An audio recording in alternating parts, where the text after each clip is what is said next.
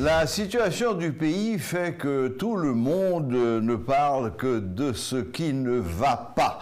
Et Dieu sait que les sujets de mécontentement sont divers et variés. Aujourd'hui, nous avons décidé d'aborder un secteur où les choses vont plutôt bien et surtout pourraient aller encore mieux, c'est celui du marché de la viande. Avec notre invité sur le plateau ce soir, nous allons vous présenter ce marché sous ses différents angles. Bonsoir William Savary. Bonsoir Serge, bonsoir Métropole, bonsoir tout le monde, bonsoir Haïti. William, vous avez fait des recherches, vous avez des chiffres, il y a des choses qui marchent très bien dans ce marché de la viande, d'autres un peu moins bien. Alors, présentez-nous les faits. Bon, premièrement, il faut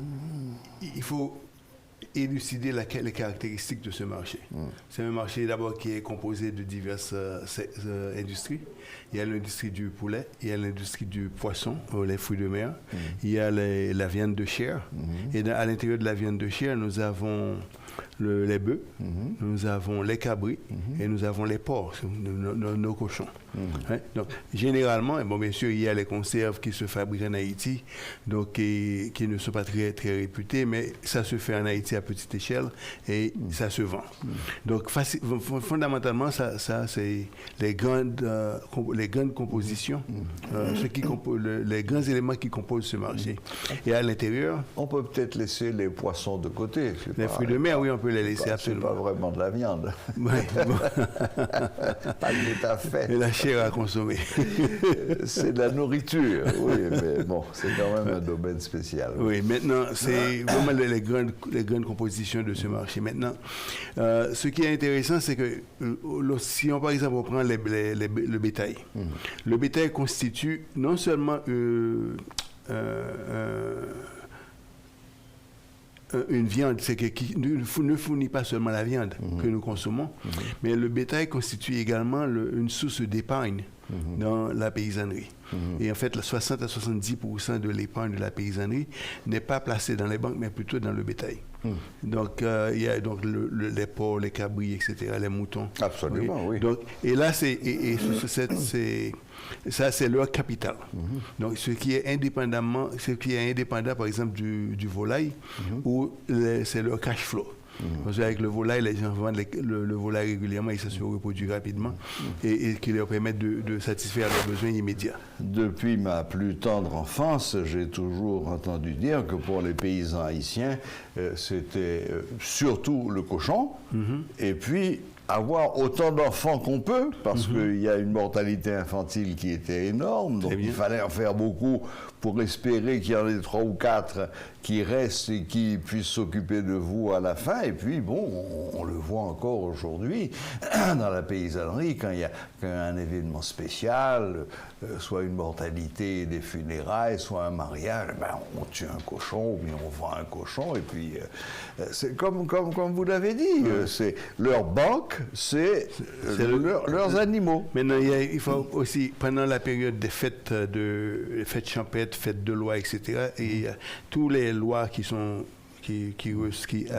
tous les serviteurs de loi, normalement, il y a un service aux lois, il y a toujours un sacrifice. Bien sûr. Un sacrifice soit de cochon, soit de porc, soit de bœuf, soit de mouton, et parfois les volailles, bien sûr. Donc, il y a la consommation, il y a un élément culturel de la consommation, il y a un élément pratique de la consommation. D'autant plus qu'on m'a toujours dit que les lois avaient un très grand appétit. Bon, ça fait partie des rites de la pratique du vaudou. Donc, c'est pas que les serviteurs des lois ont beaucoup d'appétit. OK, alors maintenant, abordons l'aspect économique des choses.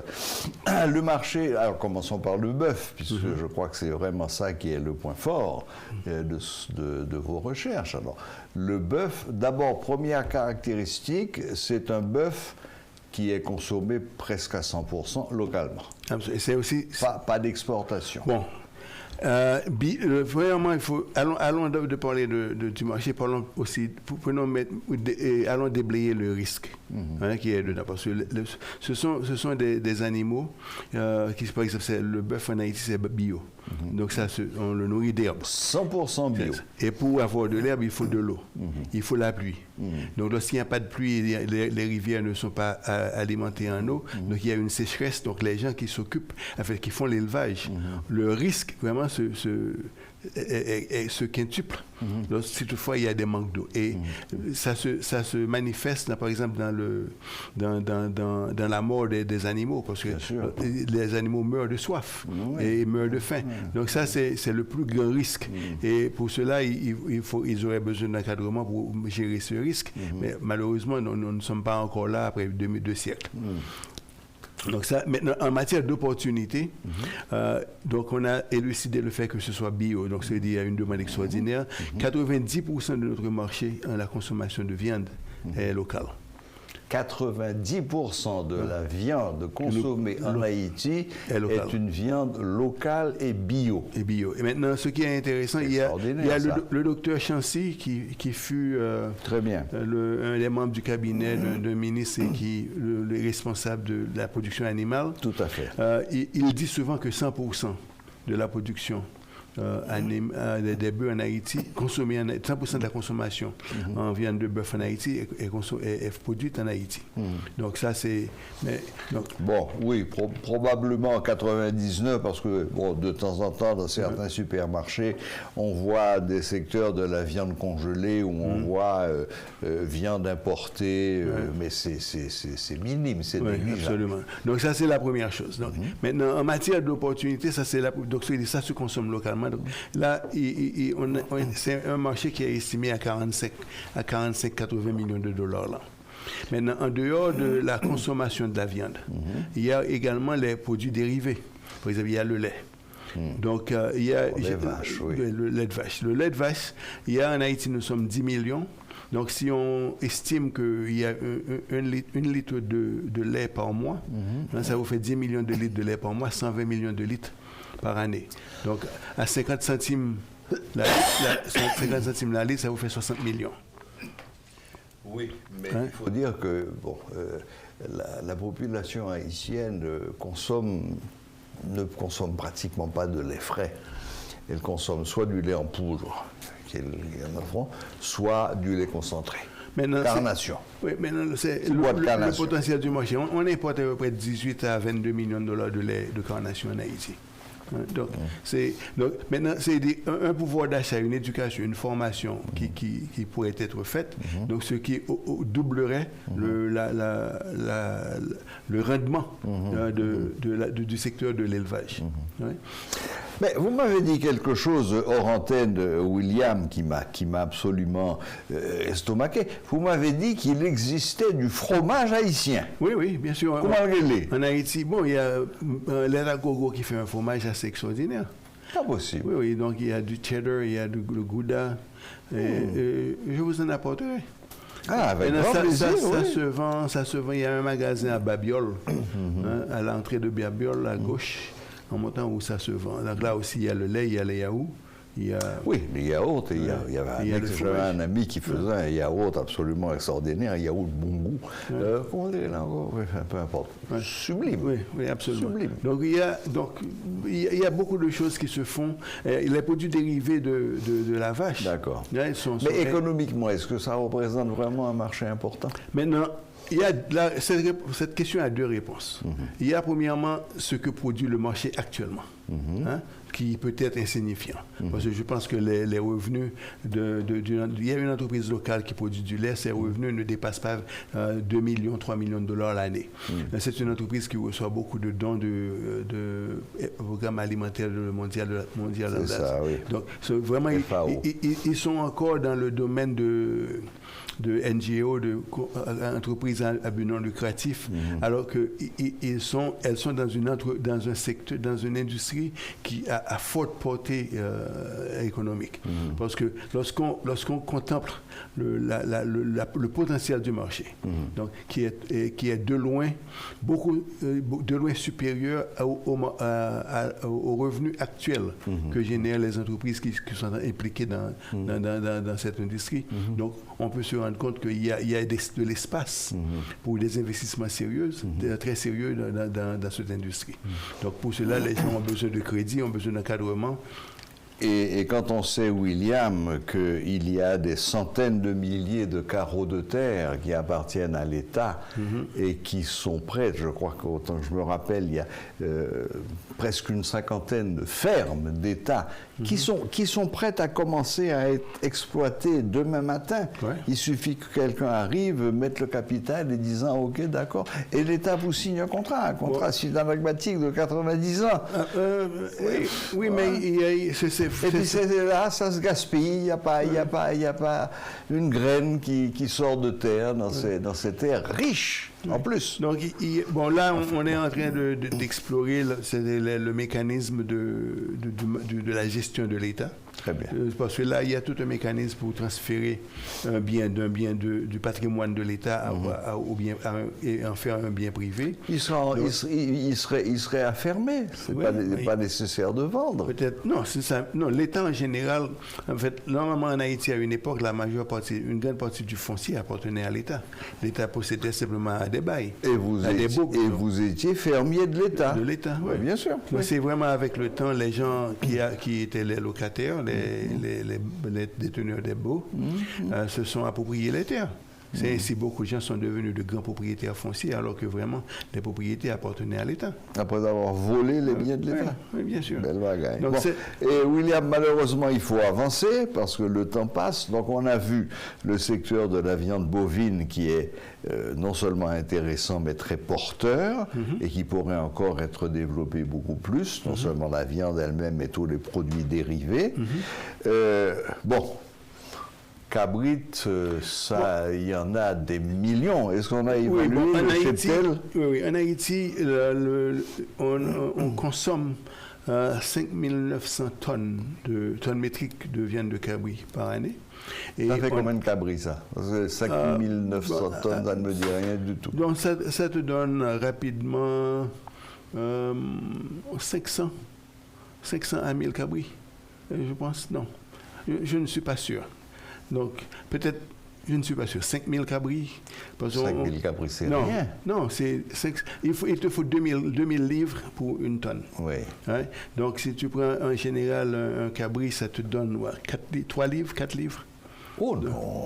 Beaucoup plus. Oh, beaucoup plus, oui. Ouais, donc c'est vraiment un gigot de cabri peut peser facilement 3-4 livres. Le gigot seulement. Oh, si on estime 10 à 20 livres par cabri, ça te donne facilement 50 000 à 100 000 cabris. Ouais. Ouais. Maintenant, on exporte vers la Dominicanie à peu près annuellement 5 à 6 000 cabris par année.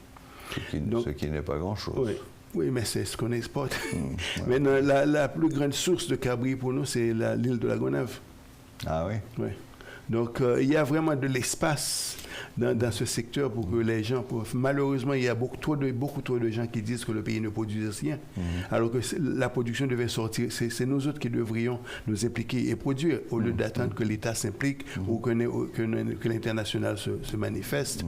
Donc, je souhaite vraiment que les gens cesseraient de dire que le pays ne produit rien, mais plutôt d'explorer quelles sont les opportunités qui existent dans le pays et les exploiter. Très bien. Et puis bon, il reste évidemment le côté un petit peu sombre de l'affaire, c'est le cas de la poule. Bon, écoute, on produit beaucoup de poulets dans le pays. Oui, mais on en importe encore plus. On en importe, le dernier chiffre que j'ai, c'est qu'on importe 60 millions de tonnes de poulets par année. 60 millions? Oui. Et ça donne 60 millions de dollars. Ah! 60 millions de dollars. Donc on importe pour 60 millions de dollars de poulets chaque année et à 99% de la République dominicaine. Beaucoup des États-Unis. Des États-Unis également. Ensuite, ça vous donne à peu près 100 000 à 125 000 tonnes métriques. Yeah. Ouais. Donc, malheureusement, c'est du poulet aux hormones de très mauvaise qualité. Et maintenant, alors que nos petites poules locales... Ouais. Maintenant, ce qui est intéressant, c'est qu'à l'intérieur de cette filiale, bon, vous avez les œufs, vous avez le beurre, vous avez le fromage, et vous allez maintenant, lorsque vous parlez d'œufs, il y a toute une industrie qui se développe, parce qu'il y a les gâteaux, les pâtisseries, etc. Tout ça rentre dans la consommation. Oui. Donc aujourd'hui, il y a beaucoup de gens qui sont impliqués dans la production des œufs. Oui. Mais, mais nous ne sommes pas encore au rendez-vous où on devrait produire davantage. Maintenant, une chose qui est importante de dire, c'est que dans la zone CARICOM, Haïti est perçu comme le plus grand marché. Donc, parce que nous sommes quand même le pays après Cuba qui est à 15 millions d'habitants. Le plus grand marché en matière de population. Pour ces pays autour de nous, le plus grand marché où il faut exporter. Oui, c'est ça. Donc Haïti serait importateur, le principal pays importateur. Oui, bon. Donc, maintenant, pourquoi j'ai élucidé ceci, c'est parce qu'il n'y a pas assez d'efforts qui se font en Haïti pour identifier qu'est-ce qu'on pourrait fabriquer ici pour aller vendre chez eux. Parce qu'il y a la relation que nous avons avec CARICOM où les produits de la région peuvent circuler librement. Donc, au lieu de dire qu'on ne produit rien, on devrait vraiment se concentrer sur ce dont les autres en ont besoin pour qu'on en puisse en produire. Bon. Ça, malheureusement, William, ça c'est le grand problème d'Haïti. On attend toujours que la situation atteigne un degré catastrophique pour commencer à se bouger, et encore, même pas tout le temps. Donc, il y a quelqu'un qui a eu à dire que le pays fait du surplace depuis deux siècles. Bon, il y a eu quelques petites poussées quand même. Moi, je me plais toujours à dire que les présidences de Dumarsais estimé et de Paul-Eugène Magloire ont été des présidences remarquables pendant lesquelles Haïti a fait des progrès extraordinaires au point de devenir numéro 1 dans toute la Caraïbe et dans tous les domaines. Dans tous les domaines. Bon. Ok, espérons que, comme on dit, l'histoire se répète et que bientôt on va recommencer. Bon, il nous faudrait trouver un estimé et un Magloire. Oui, je pense que le secteur privé de la République, le secteur les hommes d'affaires de ce pays ont un rôle à jouer. Devait être beaucoup plus actif en matière d'implication dans la politique de ce pays et dans la politique industrielle, dans la politique commerciale, tout ça. Mais malheureusement, on n'est pas encore au rendez-vous. Non. Bon, enfin, conclusion. Il y a du potentiel dans l'agriculture en Haïti, pas seulement la production de riz ou de petits mie ou de choses qui sont pénibles, mais dans la production de la viande de bœuf en particulier, il y a beaucoup de choses à faire. On pourrait devenir exportateur. D'ailleurs, quand j'étais jeune, il y avait la ASCO, j'oublie le nom. La AMCO. La AMCO produisait et exportait, même vers les États-Unis. Oui. On exportait de la viande aux États-Unis. Oui, absolument. Et bon, oui, on commençait comme on, mais pas tellement. Je me souviens très bien de ça. On allait à la AMCO acheter de la viande d'excellente qualité. En plus. Absolument. Ok, William. Eh bien, merci. On va essayer peut-être de trouver encore des secteurs où il y a de l'espoir, où il faut donner un petit coup de pouce pour que ça démarre. Oui, il y en a plein dans le pays. Il y en a plein. Eh bien, on en fera le tour. Merci encore, William. C'était donc William Savary, économiste et surtout fondateur de la Haitian Stock Exchange, qui nous présentait ce secteur prometteur qui est celui de la viande en Haïti.